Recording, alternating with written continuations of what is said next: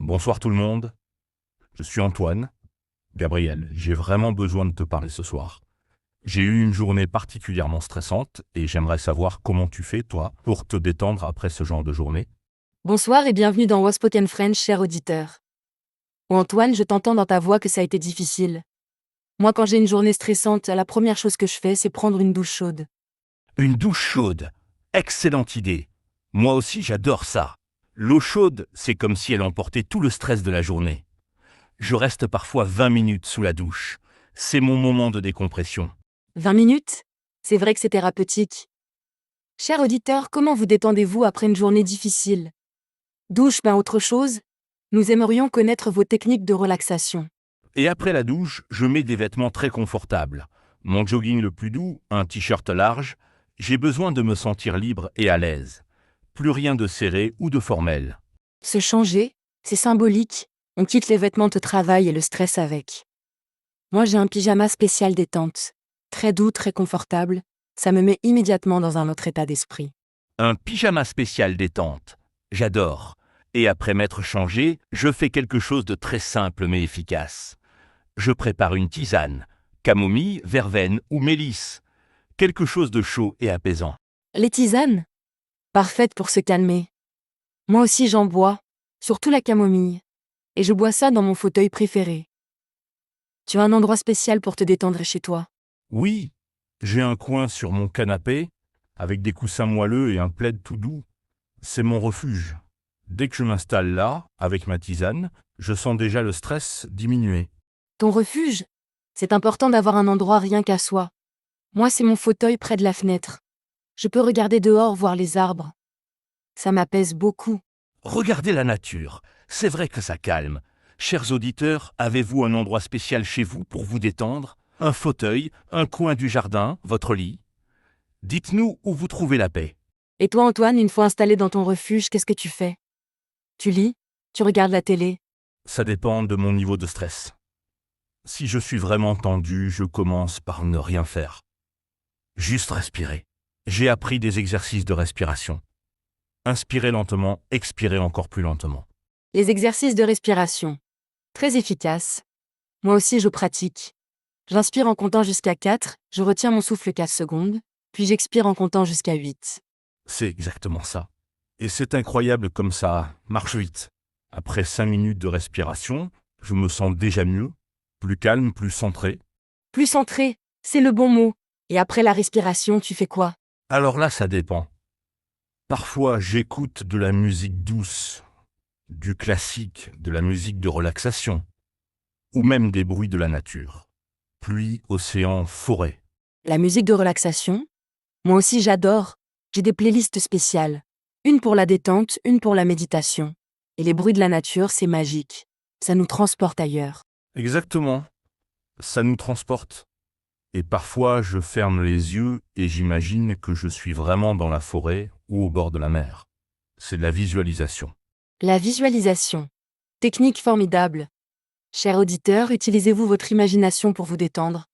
Ou allez-vous dans vos rêveries pour trouver la paix? Et toi, Gabriel, à part la musique, tu as d'autres activités relaxantes. Oui, j'adore lire, mais pas n'importe quoi. Quand je suis stressée, je lis des livres légers. Des romans simples, des bandes dessinées.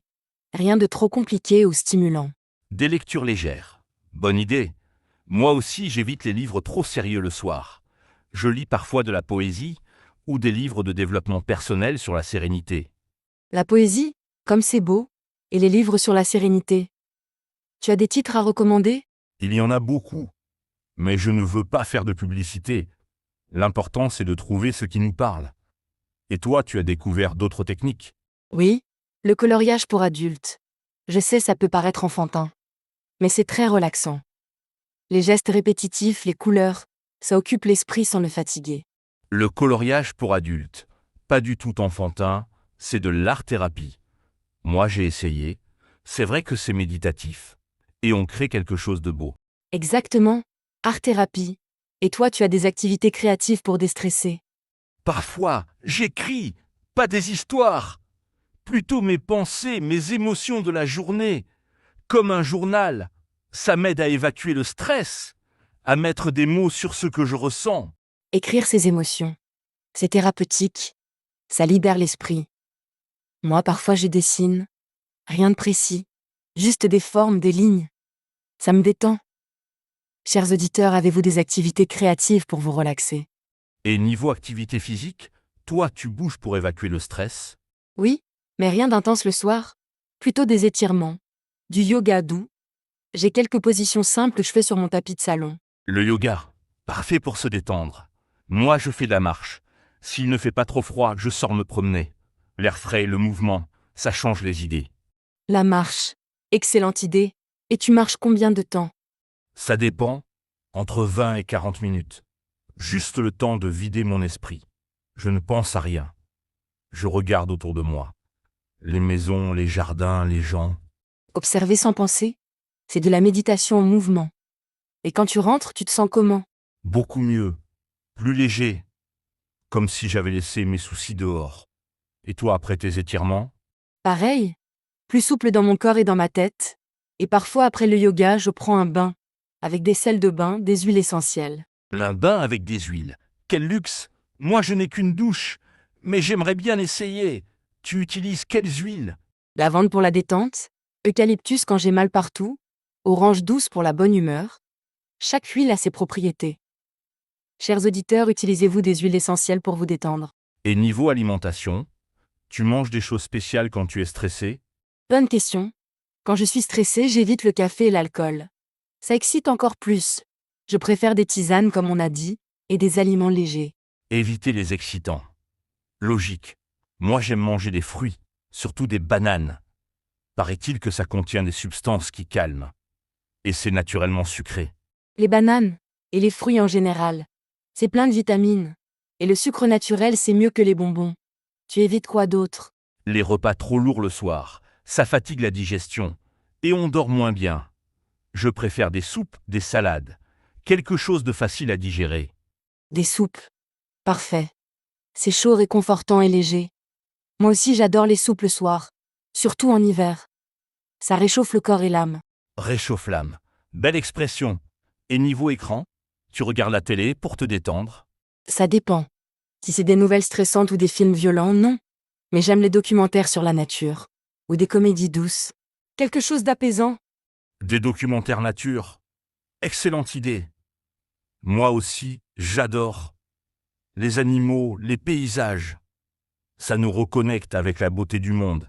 Ça relativise nos petits problèmes. Relativiser, c'est important. Et toi tu évites certains types d'émissions. Oui, tout ce qui est conflit, dispute, actualité trop négative.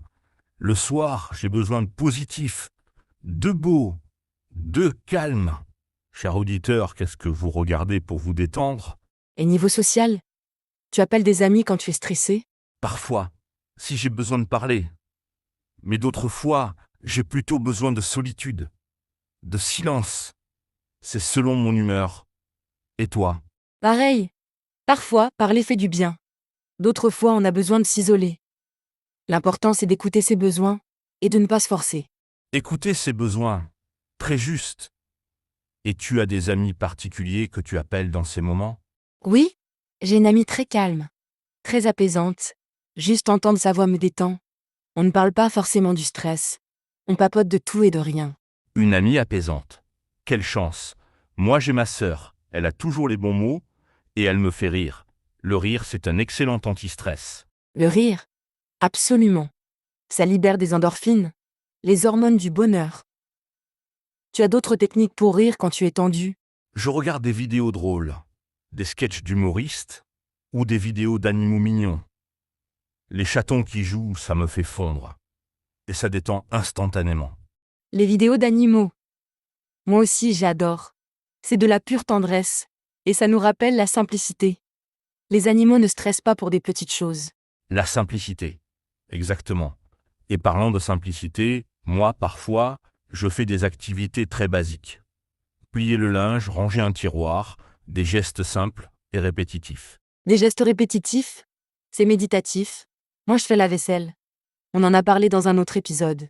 L'eau chaude, les gestes automatiques. Ça calme. La vaisselle. Effectivement. Et c'est utile en plus. On se détend et on fait le ménage. Double bénéfice. Cher auditeur, avez-vous des tâches ménagères qui vous détendent?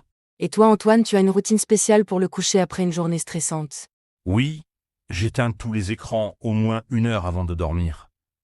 Je lis un peu, ou j'écoute de la musique douce, et je me couche toujours à la même heure. Une routine. C'est important. Moi aussi, j'ai mes rituels. Tisane, lecture, puis au lit. Et je fais attention à ma chambre. Elle doit être fraîche, sombre, silencieuse. L'environnement de sommeil, crucial. Moi gère toujours ma chambre avant de me coucher. L'air frais, ça aide à bien dormir. Et je mets des bouchons d'oreille s'il y a du bruit. Aéré. Excellente habitude. Et les bouchons d'oreille. Parfois, c'est nécessaire, surtout en ville. Et tu dors bien après tes journées stressantes. Maintenant oui, depuis que j'applique toutes ces techniques. Avant, je ruminais dans mon lit. Maintenant, j'arrive mieux à lâcher prise. Lâcher prise. L'art le plus difficile. Et le plus libérateur. Tu as des techniques particulières pour ça. Je me dis que demain est un autre jour, que les problèmes du jour appartiennent au jour, et que la nuit est faite pour se reposer, pas pour s'inquiéter.